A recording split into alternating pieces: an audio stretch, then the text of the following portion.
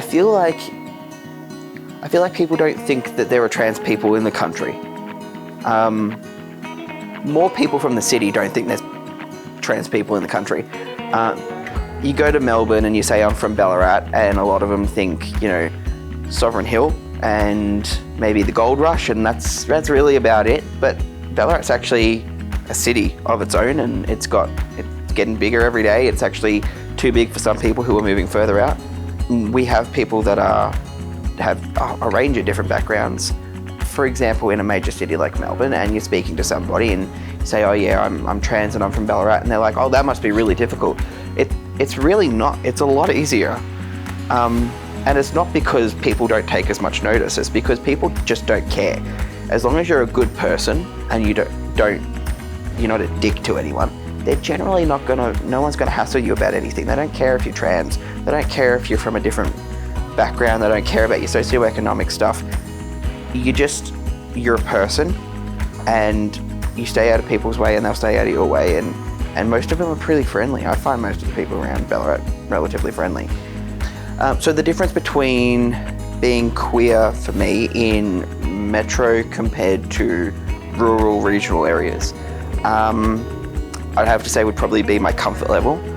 I don't get hassled nearly as much, and I don't feel nearly as uncomfortable in regional, rural settings. I find the further out I go, the easier it becomes. But the closer I get to Melbourne, the more double looks I get. I find that if I go to the shopping centre that I pretty much grew up in, if I go to the men's room in there, I've actually said before, we need to leave. To my fiance, I've said, look, we need to leave here because I need to pee and I don't feel comfortable.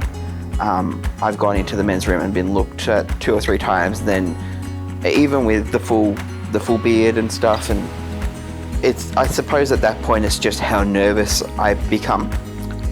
It's probably got anxiety is probably something to do with it, and that probably stems from being attacked a few times, etc. But I think generally speaking, it's been easier the further into my transition I get.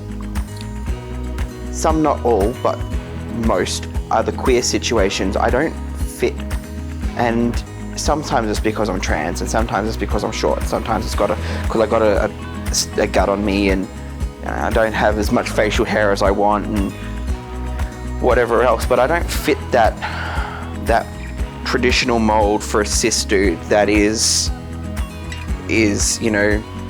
tall, dark, handsome, and I don't fit the queer type of guy, which is generally a cis white gay man that's ripped. I don't fit either of those.